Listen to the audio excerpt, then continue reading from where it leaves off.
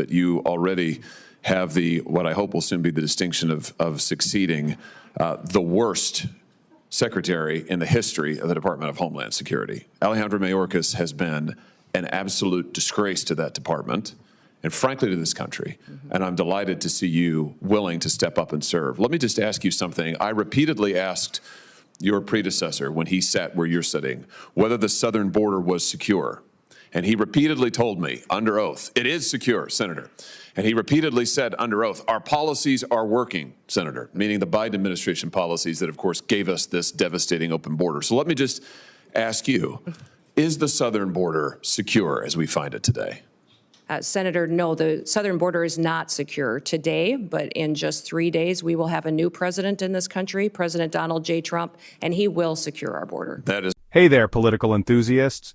Today, we're diving into a fiery Senate hearing where Senator Josh Hawley put the spotlight on Governor Kristi Noem. Together, they tackled some of the most pressing issues facing our nation: border security, illegal immigration, and shocking failures within our government. Senator Hawley didn't waste any time, jumping straight into one of the biggest concerns for Americans, the state of our southern border.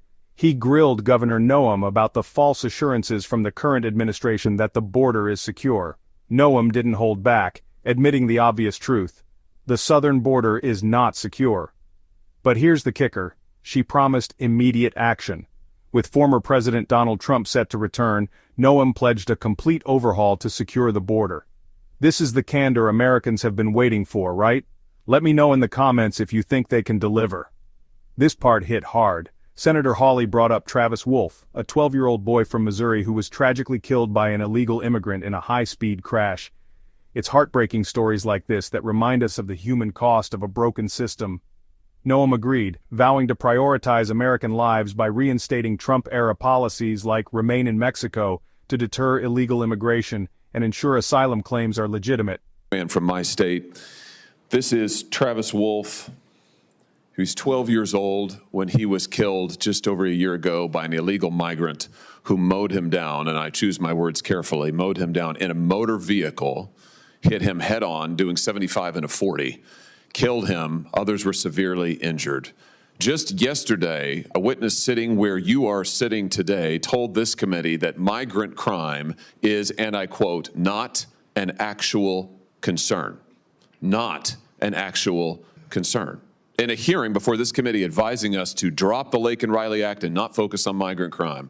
You know, in my state, with the death of people like Travis Wolf and Officer David Lee, who was assaulted and killed in St. Louis, and officers in Kansas City who have been assaulted by illegal migrants, and others who have been carjacked and stabbed, would you agree with me that migrant crime sure as heck is an actual concern and that you intend to do something about it?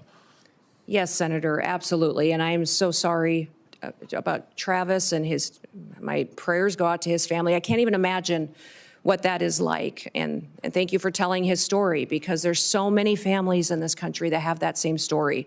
And they don't understand why the federal government is allowing people to come into this country illegally and then perpetuate crimes against their people and then give them resources and shelter and food and debit cards to go take care of their families when they go to work every single day to make sure that they're providing for their families and are held accountable to when they break our laws. So, let me ask you this. Will you work with President Trump to reinstate the Remain in Mexico program that the president had in place in his first term, which does so much to ensure that those who would seek to abuse our asylum system are not allowed into the country, and those who have legitimate asylum claims, their claims are processed in due order and in due course, but they wait in Mexico until those claims are fully processed. Will you work to reinstate that program? yes, Senator, the president and I have talked extensively about this and will 100% partner with him to reinstate the Remain in Mexico policy and make sure that it's in place. Fantastic. I think Travis might be alive today if that policy had been in place.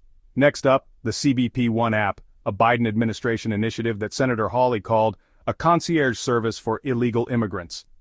Imagine this, an app that doesn't even ask users if they're seeking asylum or require any proof. It's a free pass into the country, no questions asked. Governor Noem promised to shut it down on day one. She emphasized preserving data to identify who's here illegally, but made it clear that the days of unchecked entry are over. Hawley brought up the DHS's disinformation board, a failed attempt to police free speech. Noem pledged to protect First Amendment rights and ensure this Orwellian chapter isn't repeated. But that wasn't all. Hawley also demanded transparency from the Secret Service regarding assassination attempts on former President Trump. Noem promised to open the books, hold people accountable, and rebuild trust in these institutions.